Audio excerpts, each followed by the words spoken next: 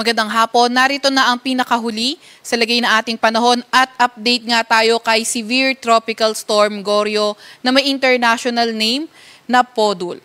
Ito nga yung ating pinakahuling satellite image kung saan yung sentro nga nitong si Severe Tropical Storm Goryo ay huling namataan sa layong 1,060 kilometers east ng extreme northern Luzon. Ito ay nagtataglay ng lakas na hangin na 110 kilometers per hour at bugso na abot sa 135 kilometers per hour. Kumikilos sa direksyong west, southwest sa bilis na 20 kilometers per hour. Ito ngang si Severe Tropical Storm Goryo ay wala namang direktang epekto sa kahit na anong parte ng ating bansa. Samantalang southwest monsoon naman o habagat ang nakakaapekto sa kanlurang bahagi ng Central Luzon, kanlurang bahagi ng Southern Luzon at kanlurang bahagi ng Visayas. Para naman sa lagay ng panahon sa Metro Manila at sa ating buong kapuluan, inaasahan nga natin na patuloy pa nga rin ang fair weather condition kung saan may mga tsansa pa nga rin tayo ng mga localized thunderstorms. Yung mga kasamahan natin sa Regional Services Division ay patuloy na maglalabas ng mga thunderstorm advisory, rainfall advisory o hindi kaya heavy rainfall warning kung kinakailangan. Ito naman yung latest track nitong si Bagyong Goryo. Ito ay updated kaninang alas 5 ng hapon. Nakita nga natin na itong area na ito, yung enclosed na area ay ang tinatawag nating area of probability. So, kapag nagkaroon ng northward or southward shift yung bagyo, yung kanyang sentro ay maaring nandito lamang sa loob ng cone or area of probability. Nakikita nga natin na nananatiling malayo sa landmass ng Pilipinas itong sentro ng bagyo kaya napakababa nga rin ang tsansa na ito ay maglandfall sa ating kapuluan.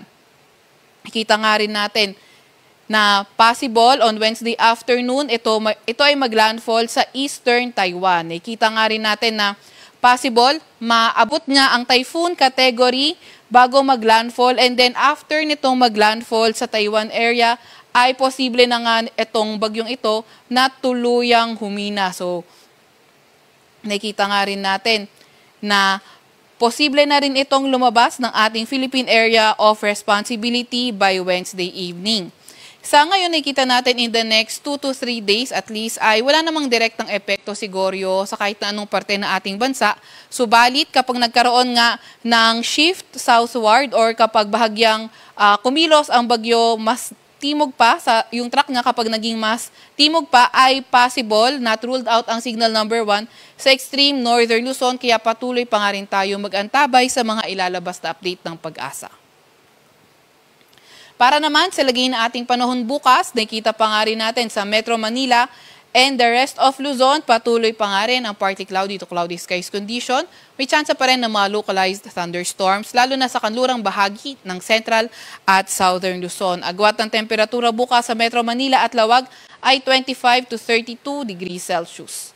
17 to 25 degrees Celsius sa may Baguio, 25 to 33 degrees Celsius sa may Tugigaraw, 25 to 32 degrees Celsius sa may Legazpi, at 23 to 31 degrees Celsius naman sa may Tagaytay.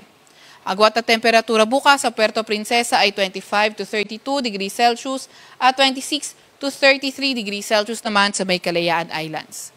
Para naman sa lagay ng panahon bukas sa Visayas at Mindanao, inaasahan nga natin patuloy pa rin ang fair weather condition kung saan may tsansa pa nga rin ng mga localized thunderstorms. So, mas mataas ang mga tsansa ng mga thunderstorm sa kanlurang bahagi ng Kabisayaan. Agwat ang temperatura sa may Tacloban, Cebu, Iloilo at Zamboanga ay 26 to 33 degrees Celsius.